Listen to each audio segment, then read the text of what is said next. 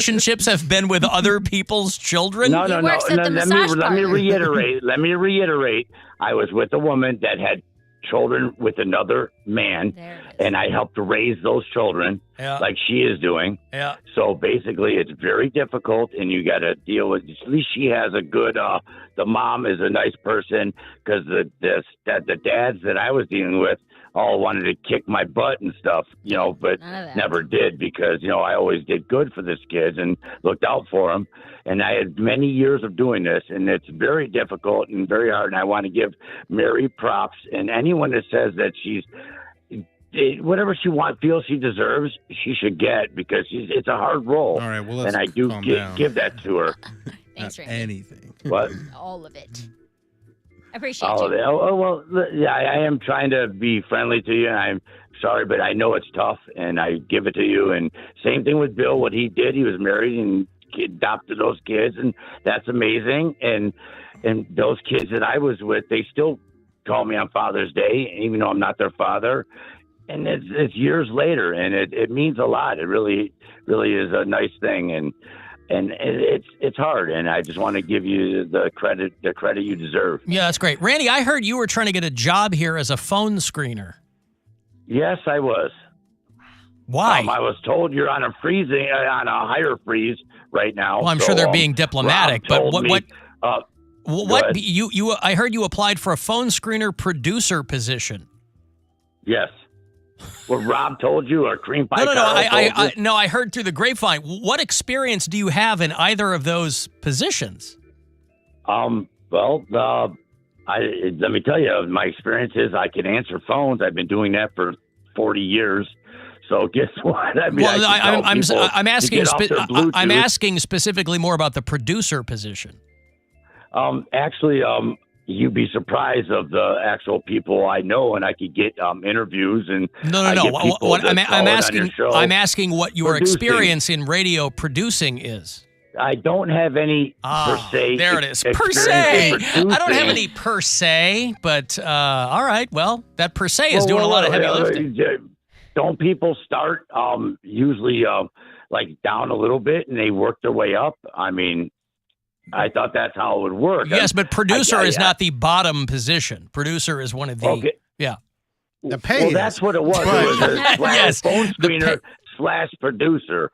So explain to me what producer for a show is. I have to produce bits and come up with ideas. No, I'm not going to people to the show. I don't need to explain it. I mean, if they've already told you that nothing's happening in that way, I was just curious. I had heard and I said, well, that can't possibly be right. And then somebody said, no, that is correct. I just make it look so easy, Randy. You think all I do is just answer phones? Come on. It is all he does. Listen. Of course you don't, Poundcake. I love you, dude. Randy's coming for you. Amazing. Randy's trying to get Poundcake's job.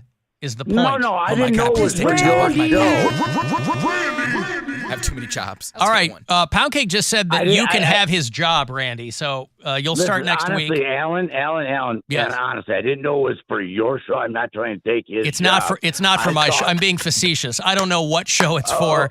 I think they have these open positions, and they go, "Hey, we're looking for somebody." Mm-hmm. And usually it's people that's like, "I've produced this show, this show, this show." I just thought I was curious what your CV was. That is so petty of iHeart to post a job listing and then say, shouldn't they be a little more honest about this? It's not about honesty. There are companies that have open positions to see who's out there, and it doesn't mean that they're currently looking to fill one. They have these all the time. They go, hey, I mean, I'm sure they have an afternoon talk show host position that they have open, just a blind box ad seen that one yet. In case things go south with AC. They got somebody in the wings. All right, listen, Randy, thank you, pal. There's Intense Randy, who's checking in on a variety of topics. His last 3 relationships were with children. That was a wild way to say that. Not the case, of course, but his relationships with women who had children. Right. Right. Imagine Intense Randy as your mom's boyfriend. Boy, that's a lot. That's something I haven't had to think about, like being with a man who has kids, but like... If a guy turns gay later in life, no one wants to touch my vagina. He's had a whole marriage and a whole wife and a whole family. Turns gay later. Turns gay later in life. Alan. He went to one drag show. He turned gay. Yeah. Now That's he's right. like, He read Harry Potter. Poundcake, Now he's gay. There's adults being groomed too. That would just be something I would contend with. I'm like, I love you, but I chose the gay lifestyle for a reason. I don't want to deal with this. I chose the gay lifestyle for it. Yeah, because no gay couples are having kids. Those aren't real gays. They, turn their nose up to people like us who want to live wild and free. Well, that's single versus married. That's not gay versus not we gay. We don't like those gays. We like to slum it. Right. We don't want to have to. We don't want the responsible, successful gays. We want the single. Oh, you got to get home to your kids. Oh, it's just like you're a real mom. He doesn't like that knock at the cabin cosplay that's going on out there. Hey, Jenna. Yes, hello. Bill, it's Jenna from Poland. Yo. Out there. Lead singer of the Feral Cats. Do I have that correct? Yes. You left me a lot of voicemails over the weekend on the After Hours line, Jenna. Most of them were yelling. Yes. Are you okay? Are you angry? Was it a rough weekend? Let's see. I ran out of paper, but finally I got some. Okay, good. This is drawing paper, writing paper. What is it? Writing paper. Writing paper. Are you working on a book? Is it just for notes to yourself? I mean, what is it? I like to do journaling. Journaling. And you can see what you're writing? I have a braille writer, which I finally got repaired about a year ago. Gotcha. I imagine those probably aren't easy to have repaired. No. Yeah. No, I had to send it away to like some place in California. Well, no wonder you were upset. It's frustrating. All right, you wanted to talk to Bill. He's right here. I wanted to say thank you, Bill, for giving me the opportunity to go to your show last month. Oh, you're welcome. Thanks for coming out. I really appreciate it. I wanted to get a picture with you. I was bummed that we didn't get to take a picture together. Yeah, my mom was saying the same thing, actually. Yeah. Oh, well, we'll have to just do it again sometime. How's that sound? Aw. Yeah. Jenna, did you have a good time at Bill's show? It was pretty good, right? I enjoyed it. I even wrote about it in my journal. Aw. Now, what did you write? If you I feel wrote comfortable that- telling us. It's her journal. Man. If I you think feel it comfortable was- telling us. I think it was a good, because of COVID, and I've been through so much crap over these years, and I think it was a good way to just get out and just see that, hey, we're all a mess, Right. You hear that, Bill? Yeah. So I mean, it was cathartic for you. It was good to be there and kind of be in the whole mix there. Right. Right. Okay. Well, good. How was this past weekend? Anything worth journaling about? I met a new friend. Is that a boy? No, her name is Dawn, and she's really educated. She's been mentoring me, teaching me how to use a new device called an e-reader. Yeah. It's Well- kind of like a Kindle, and you can put books on it. That's great. Yeah. Okay, good. And will that allow you to be creative in different ways than you have been? Yeah, I think it's opened some doors for me, yeah. Okay, good. Well, those doors need to be opened. Right. Walk right into them otherwise. Okay, good. Do you want to leave us, before I let you go, Jenna, do you want to leave us with any pearls of wisdom? You're usually pretty good for those.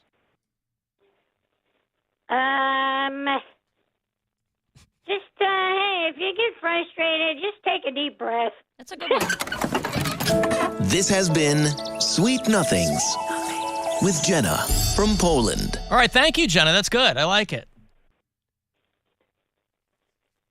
Okay, there's Jenna out in glad she had a good Poland. time. Yeah. Awesome. Glad Bill that I Squire wouldn't made her take a picture realize. with her. Can you I can you imagine? I take pictures of This things. woman comes up, clearly not. Woman comes up with her mom.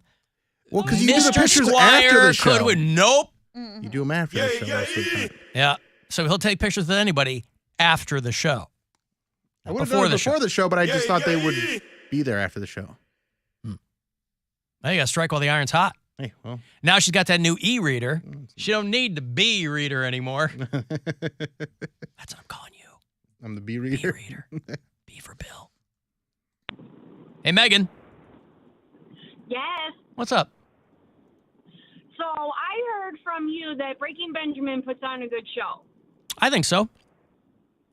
Well, I saw them Saturday night, and it was one of the worst shows I've ever seen. Who gives a crap? You're out here spreading fake news, Alan. So they had a bad night. Okay. Where'd you see them? Oh my God! I saw them in Massachusetts. Yeah. It was called the Big Gig. It was a bunch of bands, and Big Breaking Gig, I Benjamin get has it. been one of my favorite bands since middle school. I'm 38 now. Yeah. And my little heart was so broken. He stood there 95% of the time, and you could barely hear the vocals. And oh my God, I was like, oh my God. I was so upset. Oh my God. Like, I was like, oh my God. God. Right. Well, listen, maybe he was mad that he was playing in Massachusetts, Megan. But this is the only show that they're, I think the Big Gig was the only show that they were doing in like the whole of New England. So you must have been bent out of shape. Yes, I was. Yeah. You hoofed it all the way to, Ohio, so yeah, you hoofed it all the Yeah. way to Boston or Worcester or whatever. yes. So you're not going to see them when they come here then? Probably not. Just from the, I was going to take my kids to see that show with them in Disturbed. yeah, was that the first time you'd ever seen them? Hello? Was that the first time you'd ever seen them, Megan? Yes. Well, maybe that was the sound guy's problem. That's what I'm thinking, because the rest of the bands, like, you could hear all the vocals and it sounded good. Yeah. I will say, But it was just I will say Breaking Benjamin is very different live because they are a very produced band. And so they kind of get these sonic templates, in my mind, that are not always recreated live. But I like them live. I think I like you. I like them a lot. When I've seen them live, I've liked them. So maybe, I don't know. They sounded good for the most part. They sounded good. They played all their hits, so I was happy about that. And the best part about his whole set was he had his son playing guitar up there with him. Yeah, people love to have their kids up there on stage with them. It's incrementally, right? You're a solo rock artist and you have a great time and you're banging groupies or whatever. And then you meet somebody and then you take them on the road with you so you stay honest. And then you have a kid and then you end up taking the family on the road. And then when the kid gets old enough, you're like, hey, Lynn knows how to play guitar. Let's put him on stage. It's the whole evolution of the rock star. Okay, And then listen. when the dad dies, they fill in for him. They fill in for him or whatever. Okay, listen, Megan, sorry. I don't know why I'm apologizing to you, but About time you did. anytime somebody has a less than stellar experience alive, it sucks because you pay money, you made the trip. And, okay, there's Megan. She's out in Grafton. Went all the way. Just let's follow the beats of that story. I like Breaking Benjamin. Mm-hmm. I said they're good live because we gave away tickets. They're coming here with Disturbed and Ginger. Megan goes to see them in Boston, doesn't like them, comes back to tell me, hey, they sucked, and you said they were good. It's your fault. Well, no, I don't think she's blaming me. I know she was. I like you apologized. I like their trajectory of her thought process there. Hey, that stunk. I'm calling Alan because he told me they were good. I mean, I do that to you every time you recommend a movie that I don't like. I yell at you. Like we don't have different tastes. How dare you enjoy this thing? Well, and it sucks too because you can get the greatest band in the world on a bad night. Now, maybe not. Maybe not because they've probably got it all knocked down to a science. If you're U2, you're not going to have a bad night. Well, that's Put how on I a- felt after Rise Against. Everything is going to be dialed in. I love Rise Against. I kind of like what she was saying. I've loved them since I was a teenager.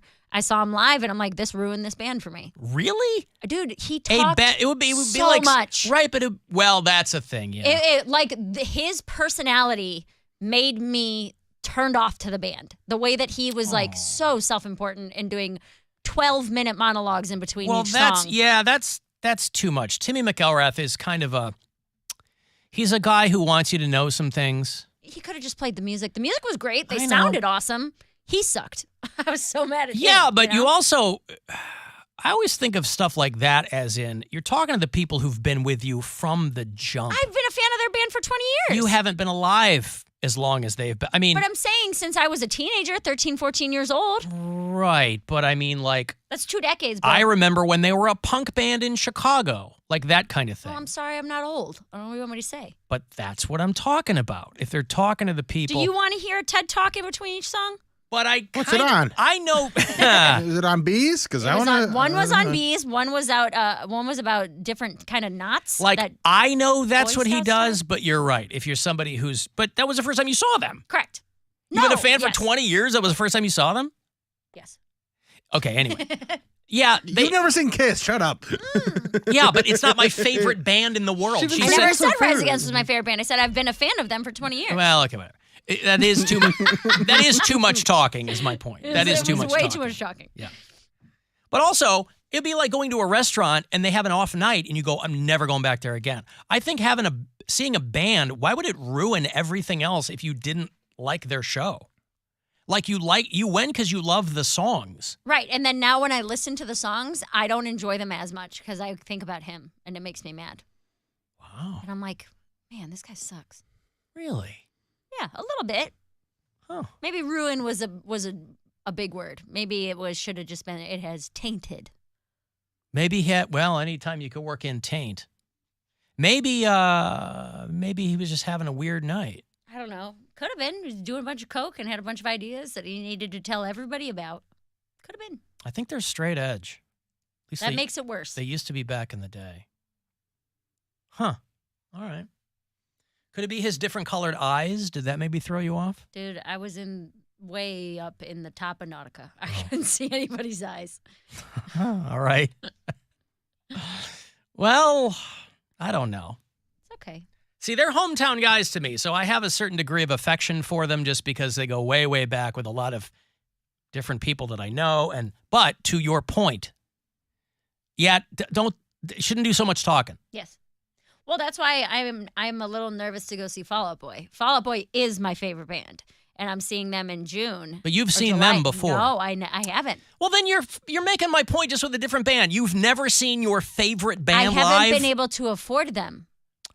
Dude, these guys... And they also don't tour that often. I know, but 15 years ago, they were playing Warped Tour, for God's sake. 15 years ago, I lived in a hoarder house. $11 ticket. 15 years ago, I lived in a hoarder house. And what gets people out of their environment when they live in a terrible situation like that? Their favorite bands. You're going to give me $11? Where are you getting it from? Because then that means I don't get lunch money the next day.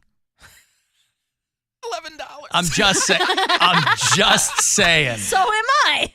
I've never seen my favorite band live. I've seen super poor kids living in hoarder houses, and they somehow, some way get weed. So you could definitely. I'm not going to sell my body. You can thug it out. I was a Christian.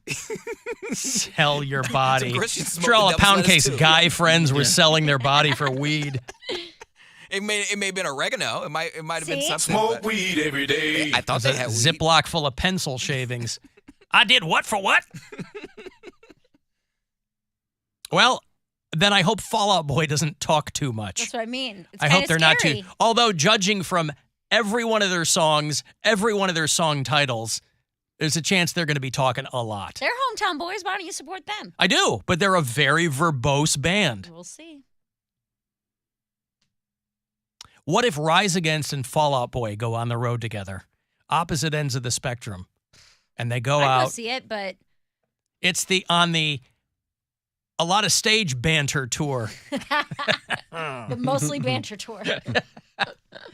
I got a break. You want to get the last word in? Send me a text, 351-92630. I'll have another keyword for you to get you $1,000 from the Buzzard Bookie, and then right into your Guardians pregame. 7:05 is the first pitch tonight in New York against the Yankees on MMS. The Alan Cox Show. On our free iHeartRadio app and your favorite smart device. Just tell it to play the Alan Cox Show on iHeartRadio. This is Eric Dickerson. Here's what's trending on the iHeart Sports Network. Presented by Staples Stores. The Guardians will go for a much-needed win tonight. They'll open a series against the Yankees. Cleveland's dropped 2 in a row. They've fallen 2 games below 500. Browns left tackle Jedrick Wills had the 5th-year option on his rookie contract picked up today. That guarantees $14.25 million for 2024. And 6 major U.S. pro sports unions are teaming up to mark May's Mental Health Awareness Month. Their goal is to normalize mental health for athletes. I'm Scott Davidson. Right now during Staples Free Tech Take Back, Rewards members get $10 back in Staples Rewards when they recycle their tech. Ends June 3rd. Limit 1 reward per month. Exclusions apply. Visit staples.com/recycling for